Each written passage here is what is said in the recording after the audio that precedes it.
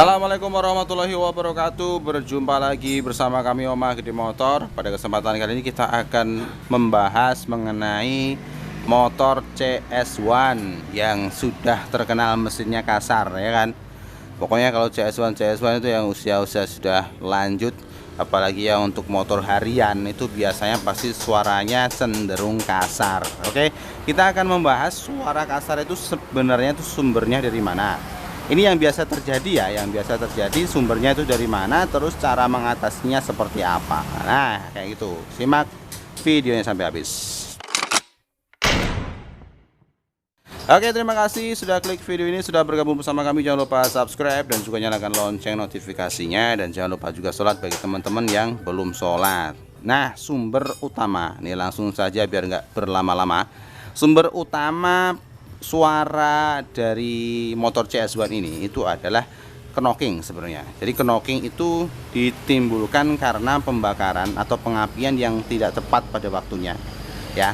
Nah, sumber utamanya itu. Jadi seperti sekernya itu goyang karena pengapiannya nggak tepat, mengakibatkan sekernya goyang, mengakibatkan suara. Itu yang pertama. Nah, kenapa bisa gitu? Karena piston dari CS1 itu cenderung jenong. Perbandingan kompresnya kita nggak tahu, tapi yang jelas berdasarkan pengalaman kita memang itu terlalu jenong, ya, terlalu jenong. Akibatnya ya kompresnya terlalu padat, mengakibatkan pengapian yang prematur, pembakaran yang prematur. Nah, kayak gitu. Nah, cara mengatasinya seperti apa? Cara mengatasinya adalah dengan kita bubut sekernya seperti ini. Oke, ini tetap kita bikin dum, tetap kita bikin jenong, tapi ini kita kurangin. Jadi yang sini kita kurangin, terus yang pinggir juga kita bubut, ya, sehingga posisi top dia akan cenderung lebih turun ke bawah. Ini kalau kita perhatikan sih, dia nggak bisa nyampe ke atas penuh. Nanti paling ada selisih sekitar 0,5 mm turunnya antara bibir pinggir ini sama bibir burengnya.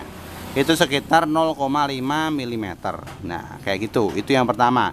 Itu untuk mencegah dia knocking, untuk mencegah dia prematur pembakarannya. Nah, seperti itu.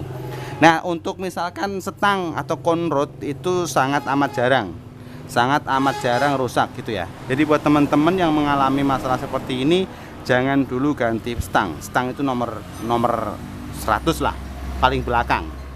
Oke. Nah, setelah ini sudah diatasi, ini apakah wajib? Wajib. Menurut saya ini wajib. Mending dikurangin saja. Nah, kayak gitu. Terus yang kedua, kita harus ngecek bagian templarnya atau rocker arm. Nah, ini rocker arm yang lama. Videonya kita potong tadi soalnya ketelisut. Ya, perlu diperhatikan rocker arm atau templar itu kondisinya seperti apa. Kalau misalkan memang perlu ganti, kalau enggak ya enggak. Tapi menurut saya harus ganti. Kita ganti dengan yang roller. Oke.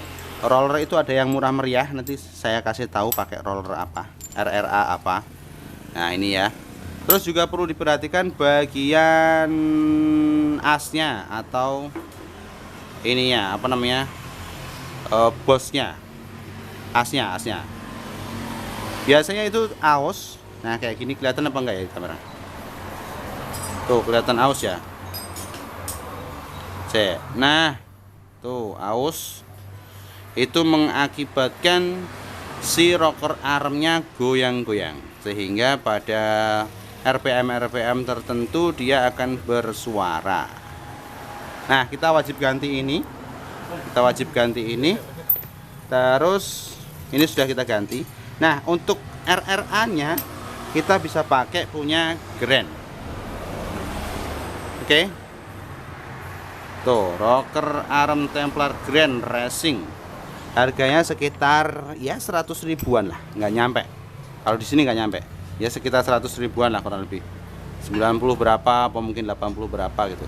Posisinya atau kondisinya dia terlalu panjang sebenarnya, ya.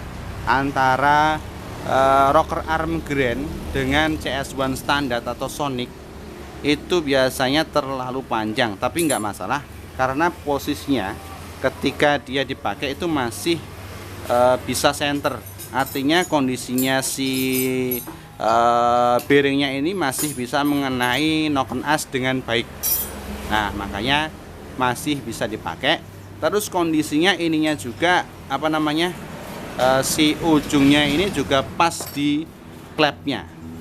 Posisinya seperti itu. Tuh, pas ya. Oke. Nah, kayak gitu. Nah, terus juga perlu diperhatikan suara kasar itu cenderung dari atas ya. Sekali lagi, suara kasar itu cenderung dari atas. Selain 2 poin yang paling utama itu, perlu juga dicek bagian apa namanya, nokennya. Nokennya ini yang pertama aus atau enggak. Jadi ketika kita bongkar, kita pasti bisa melihat bahwa noken itu aus atau enggak. Oke, kalau aus ya kelihatan aus, kalau enggak ya kelihatan enggak. Itu angel menyopotnya. Ntar. Nah, terus juga perlu diperhatikan bagian laher atau bearingnya. Oke, bearingnya itu kita harus perhatikan dia itu kondisinya bagus, kondisinya enggak goyang-goyang. Itu yang utama.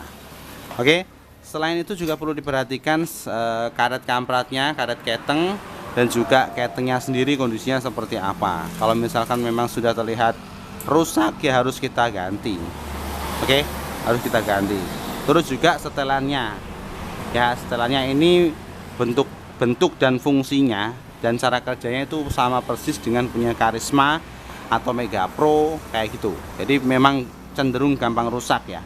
Buat teman-teman yang sudah pengalaman pasti sudah banyak tahu bahwa punya Karisma itu gampang rusak. Ini pun juga sama, jadi perlu dicek. Tapi kondisinya kalau ini belum. Nah, kayak gitu ya. Itu adalah beberapa poin yang bisa menimbulkan suara ya. Jadi buat teman-teman yang mengalami masalah yang sama, untuk apa namanya, analisanya seperti itu. Nah, untuk konrod atau setangnya itu belakangan, paling belakang, nggak usah diganti, nggak perlu. Biasanya memang jarang sekali untuk konrod atau setang seker itu rusak. Jadi analisanya belakangan aja. Jadi diganti dulu, dicek dulu yang paling atas itu. Kalau misalkan memang harus diganti ya diganti. Saya jamin pasti bagus. Tapi kalau masih punya timbul suara seperti itu, dia bisa jadi setangnya. Tapi sangat jarang terjadi. Nah, seperti itu ya. Oke, video kali ini saya akhiri, semoga bermanfaat. Jangan lupa subscribe dan juga nyalakan lonceng notifikasinya. Dan jangan lupa juga sholat bagi teman-teman yang belum sholat. Terima kasih. Assalamualaikum warahmatullahi wabarakatuh.